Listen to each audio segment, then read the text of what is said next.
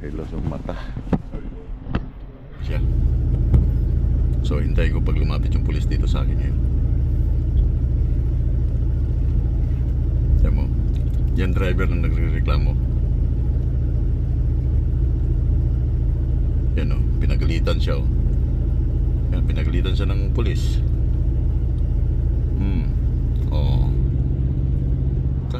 How you guys take care of your customers like truck drivers? Take care of. You care for drivers? Huh? You care for drivers? Yeah. Really? Alam niyo kung paano sila magsinungaling? Now you heard it, right?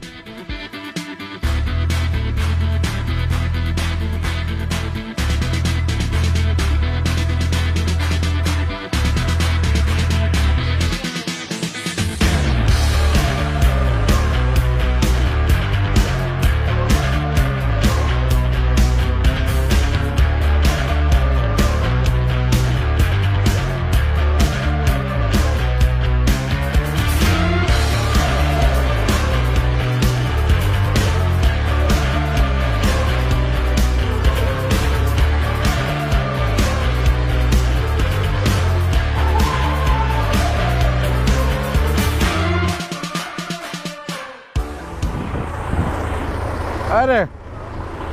Your name is Jim, right? Yeah. Marco. Yeah. Hi. So you have my permit? I do. Okay. It's on my phone. All right. Okay. Yeah. I know that I can because I know where it's following.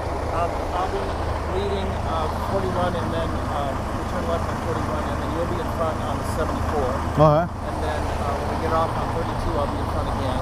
Yeah. And then 65, you'll be in front. And then It's 65. yeah, and then you go the south route around the south side of Indianapolis. South side of Indianapolis?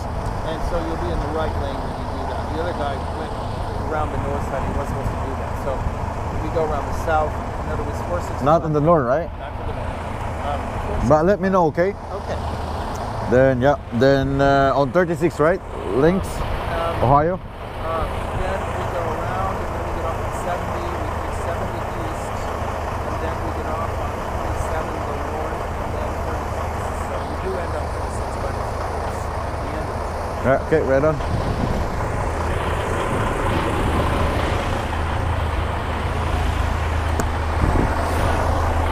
Whew.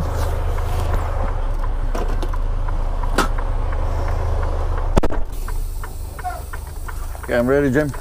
Okay, copy that. Looks like we're clear out here.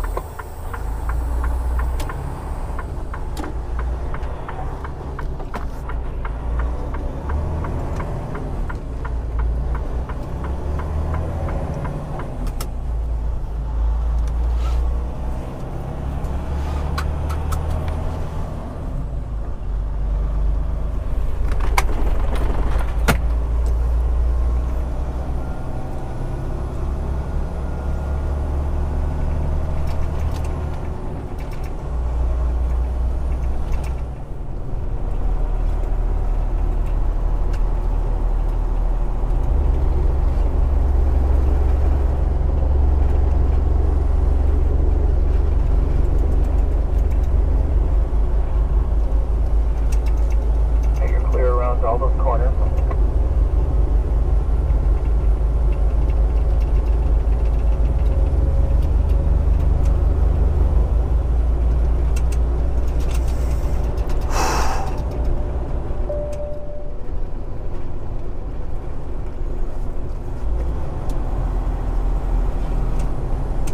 Oh, we're coming up to a break. I'm going to see, I'm going to go a little bit ahead and kind of clear it for you. Copy that, thank you.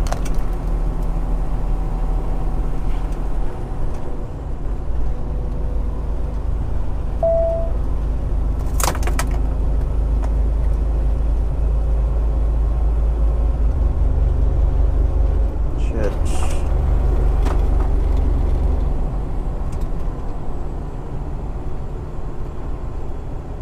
1452.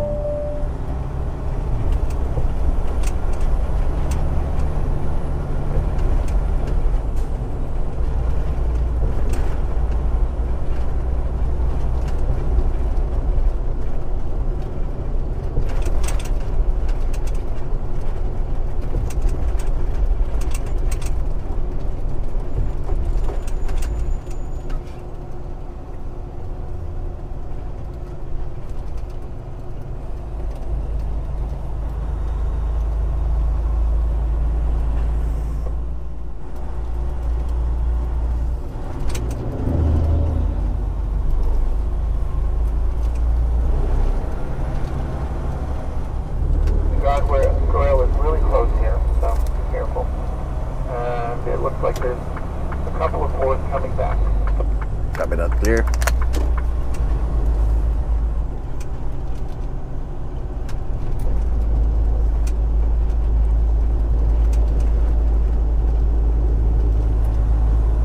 Kita niyo yung nagkakabayo. Good job. Yung nagkakabayo, marami dito mga Mennonites. Okay? Gumagamit pa sila ng mga kabayo as kanilang transportation. Halos mga may-ari ng farm dito sa area, mga Mennonites.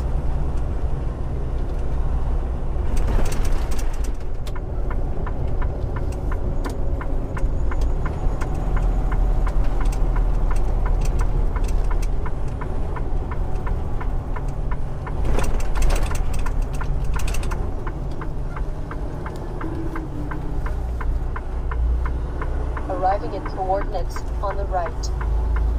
Marco, if there's something on the shoulder or you Continue need on to the move or current whatever, road. if you put your blinker on first, that kind of alerts me, you know, what you need to do, because I'm always watching you, so. You can use the radio too, but just put your blinker on right away, because then I can react quickly. So.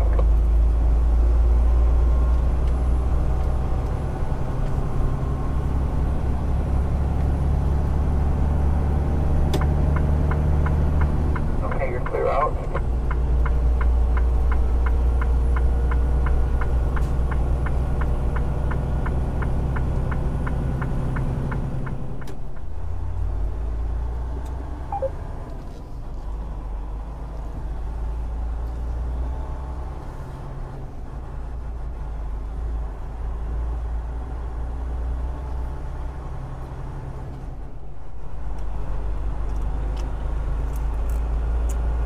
It's tight to pass this truck ahead of me. Yeah, I noticed that. It makes it a little bit too tight, maybe, huh? Gusto niyo maranasan yung sobrang traffic? Bumiyahe kayo ng Indiana pag ganitong oras. Magmumura ka talaga.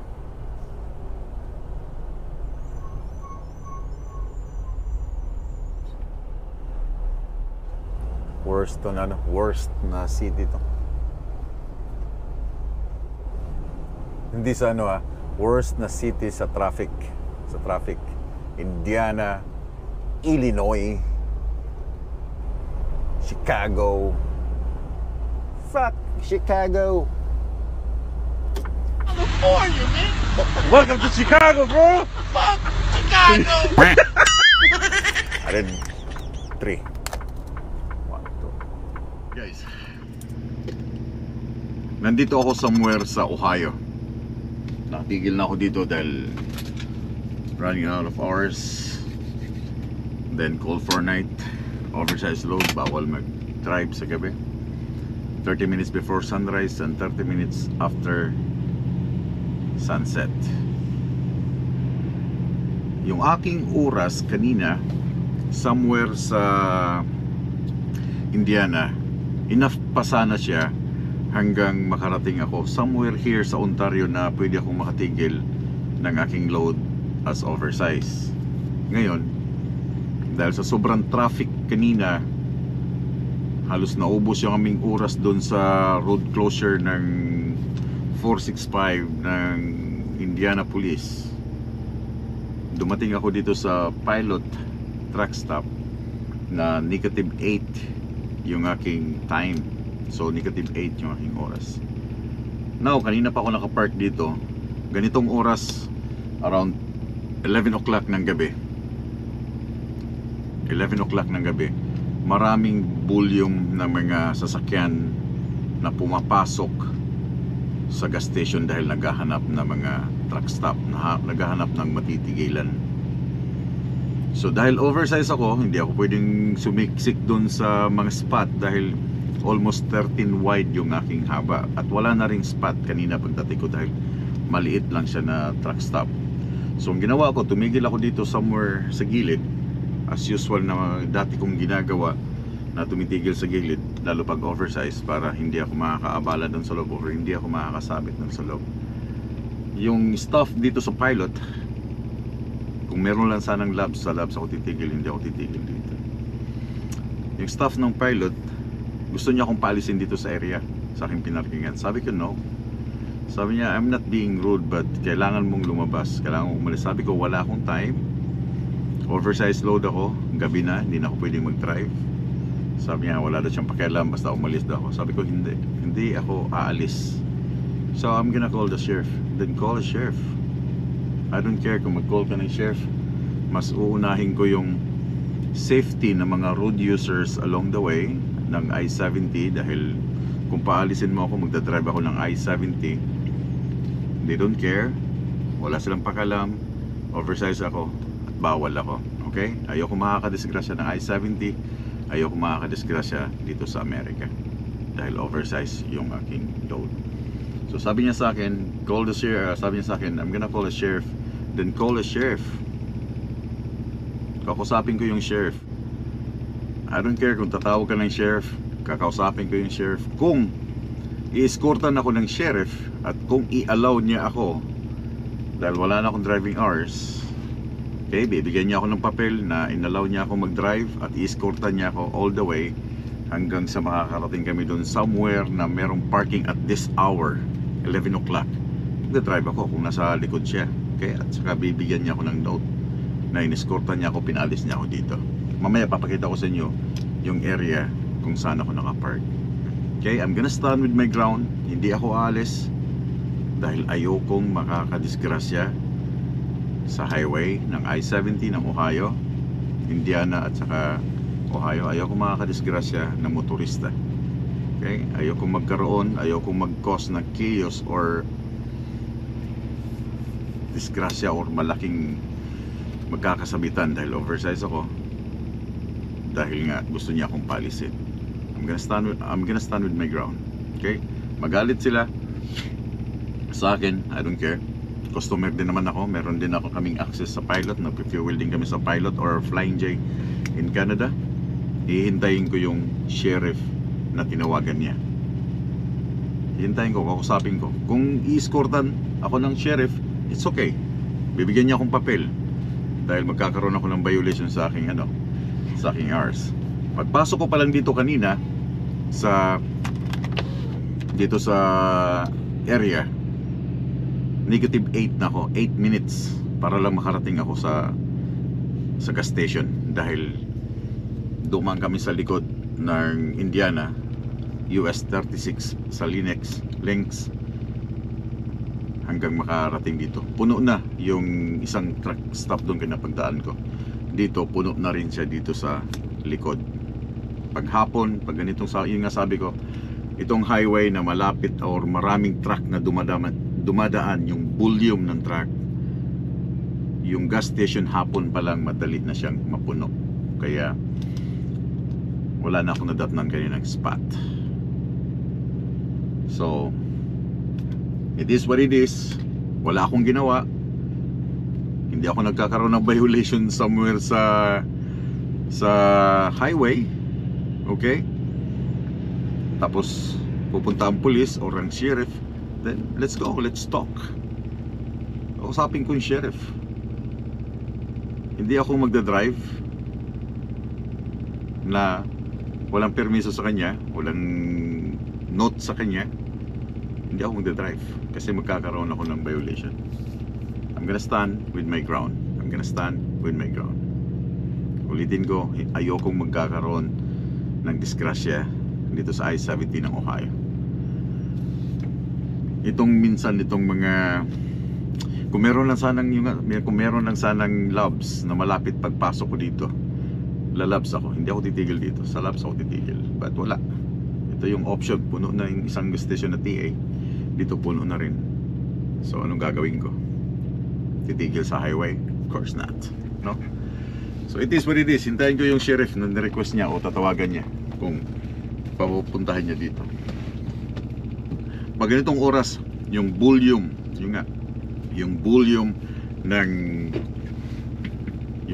ng truck ay napakadami dahil naghahanap na rin sila ng parking area. Naghahanap sila ng parking area.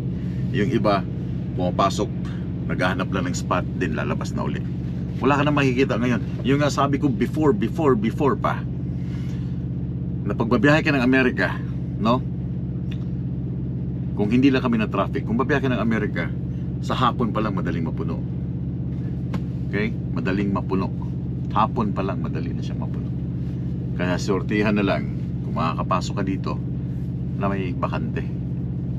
So, let's see kung darating yung sheriff na sinasabi niya sa akin, dahil kaya na hindi ko siya na-record. Tingnan natin kung anong result. Yan ang sheriff, oh. Iikot yan. Babalikan dito sa akin kasi tinawagan ng babae. Nilagpasan niya, okay na yan, matras siya. Until now, nandyan pa rin yung pulis sa loob ng store. Hindi pa siya pumunta dito sa akin. Yun ang babae na nagre-report, oh.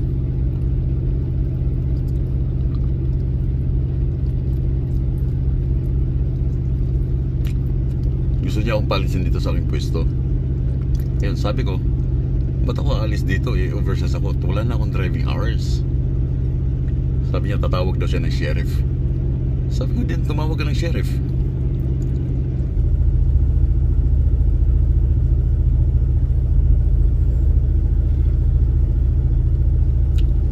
Yan, sheriff.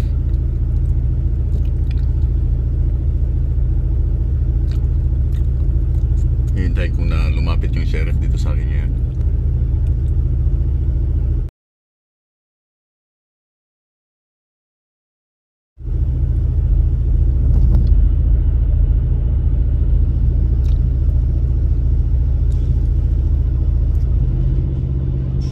Yun, nakipag-discussion yung police sa staff ng pilot.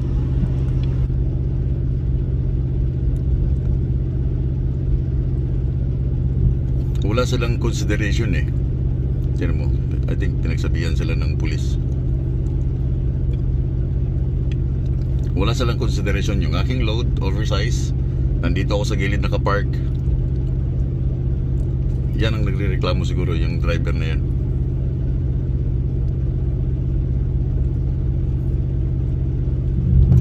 So let's see kung ano ang sasabihin ng pulis sa akin.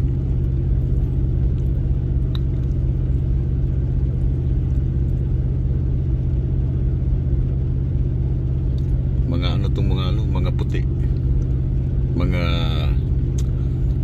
crying babies. Yan ang pinagsabihan sila ng pulis.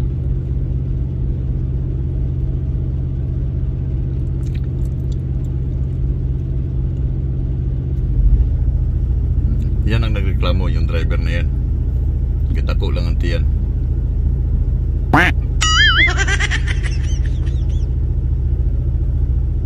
Nilagpasan niya ako kanina nandito eh. Pumasok siya sa loob.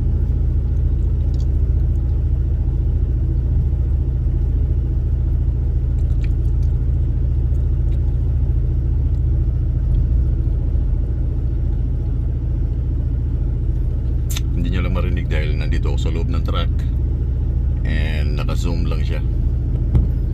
So hintayin ko pag lumapit yung pulis dito sa akin ngayon. Yan mo, yan driver na nagre-reklamo.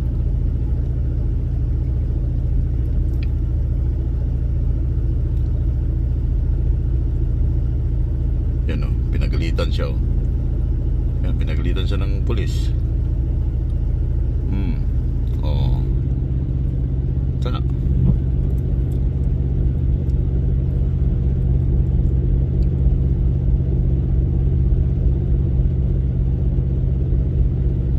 Mga ano to sila, yung mga walang konsiderasyon. Yung babae na yan.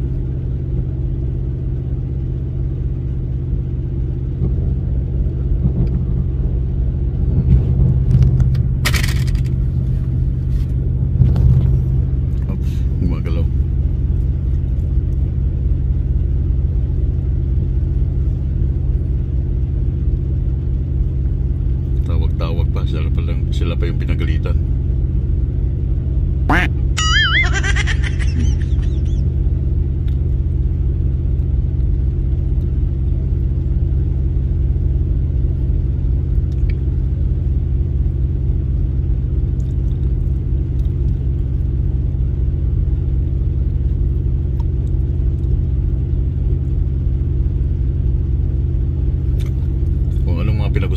hindi natin alam. Kasi itong highway na to, this is government. Yan lang ang area nila. So wala na silang jurisdiction dito sa government na to. So I think yung police, nasaan ang police? Ina-allowed niya ako na mag-park dito. Kasi kung talagang gusto niya akong paalisin, ay dapat pumunta na siya dito kanina pagdaan niya.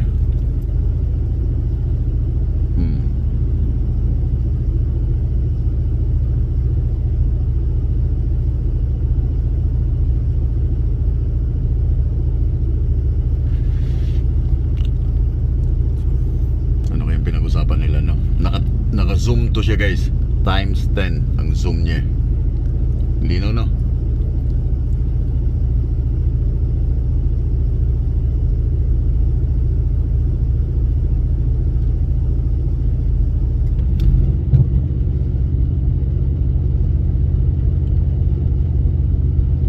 Tako lang yung tiyanan ng babae, oh.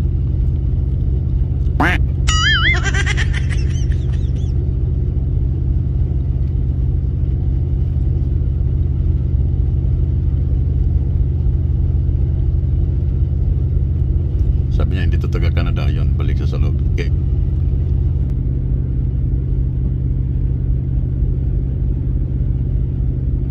So I think napag-isip-isip ng pulis na wala akong kasalanan, right? Kasi kung talagang paalisin nila ako dito, kanina pa sila nakatambay dyan eh. Dapat nandito na yan sa aking harap at kinausap na ako na, okay, you have to move. Pero nandyan na sila eh.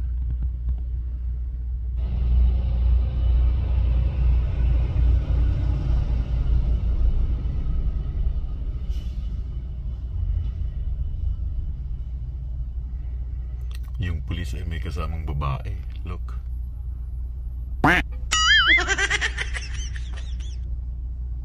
You know, babae yung kasama niya eh.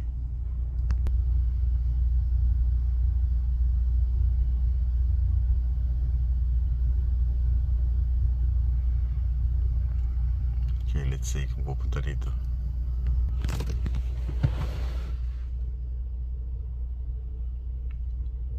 Alright, I win. Hindi ako mapapalis. Bye bye.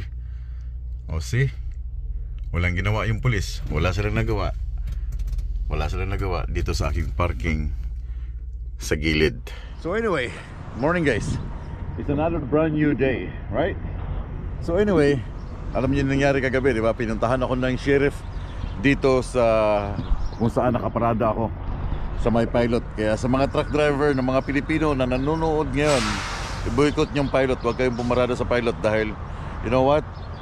Masama yung kanilang staff.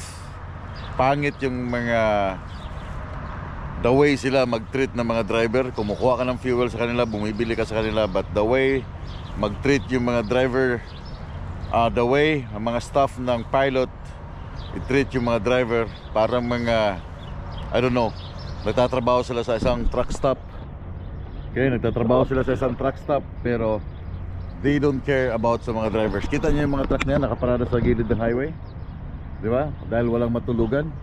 Okay, hindi nga sila sinisita ng pulis.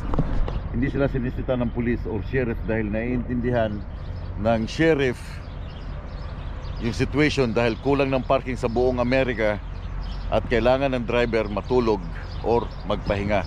Now, yung staff ng pilot, okay, yung staff ng pilot, tinawag niya sa sheriff dahil gusto niya akong palisin dito sa aking parking. Wala siyang consideration. Sabi ko, wala akong driving hours, wala, oversized load ako, hindi na ako pwedeng mag-drive dahil wala na akong driving hours sa highway. But sabi niya sa akin, I don't wanna be rude. Yun ang sabi ko kagabi sa aking vlog. I don't wanna be rude or I'm gonna call a sheriff, but you have to move. Sabi ko, yeah, go ahead, call a sheriff. Kaya dumating yung police doon kagabi dito sa pilot na yan. So now, tinignan ko ang situation ng area na to. Sa totoo lang, wala siyang karapatan tumawag ng pilot. You know why? Kasi itong kalsadang ito, this one here, this is government property. Okay? This is government property. Hindi ito sa pilot itong kalsada to hindi sa kanilang kalsada. So hindi kasama ng kanilang business ito. Okay? Dumadaan lang ang truck ito para makapasok sa kanilang business, but itong kalsadang ito hindi sa pilot. This is government. Why? Kasi may mga nakatira din dito or parang hotel yata to. So this one is not, it's not private property na highway. So ito ay government owned. Kaya yung babae na tumawag sa police or sa sheriff para paalisin ako dito sa aking parking, eh wala siyang karapatan na tumawag. Okay? Hindi siya nahihiya sa kanyang ginagawa. Wala siyang consideration. Kaya yung mga nanonood dito, i-boycott ninyo ang pilot. Mas magandang tumigil, mas magandang mag-refuel, at mas magandang mag-treat ang mga staff ng Loves Truck Stop. Yung Loves Truck Stop, napakaganda. Never at never at never akong sinitan ng mga staff ng Loves sa mga parking na ganito, kundi sila lang. Okay? So, but anyway, papasok ako sa loob, kukuha ako ng coffee, mag-shower ako, at tatapunan ko sila ng basura. Meron ba yan sila nakalagay, welcome professional driver, but I don't know. So anyway, tapon ko lang itong basura, tatapunan ko sila ng basura.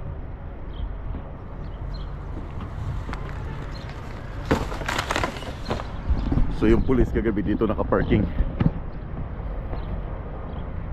Park dito ang pulis, pero hindi ako pinuntahan ng pulis dahil alam ng pulis na tama yung ginawa ko at oversized load ako, kaya sila mismo ang pinagalitan.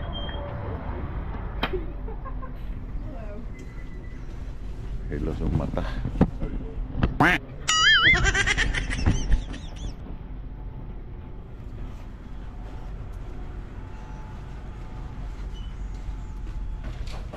Shower lang ako dito sa kanila.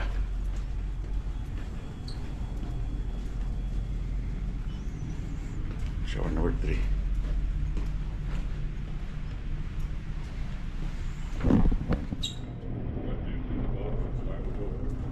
That's another plus. How you doing, man? Hi. Just a refill? Yeah. Do you have a pilot card? Yeah, but okay. Oh, I'm gonna use my points. About time you got here.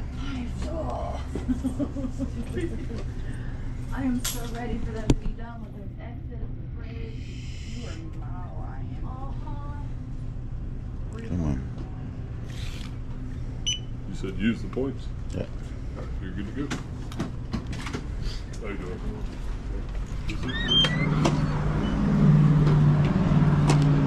Good morning. Can I ask you something? Hello. You work? How long you been working with pilot? 3 years. 3 years. Yeah. So, how you guys take care of your customers, like truck drivers? Take care of. You care for drivers? Huh? You care for drivers? Yeah. Really? Yeah, we take care of drivers. 100%. Like, yeah, your customer, they're getting fuel from you guys, right? Mm-hmm. They're giving you work, right? You're the Right. pilot, Oh, so yeah. you take care of your drivers. Yeah, but a lot of times when they break something, we gotta fix it. You know, Okay. like now, sometimes they do it on purpose. Okay. Thank you. Thank you. Have a good day, guys. They're taking care about their drivers.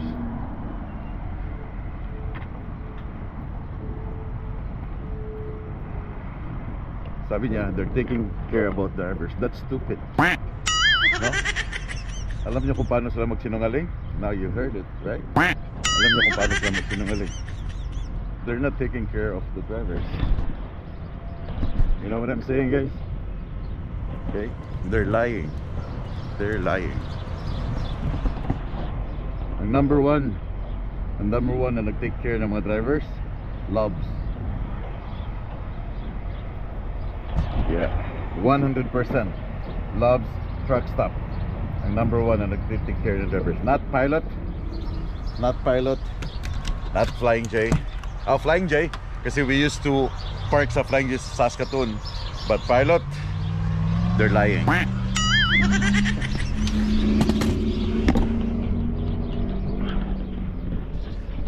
So, pre-trip lang ako, then alis na ako dito.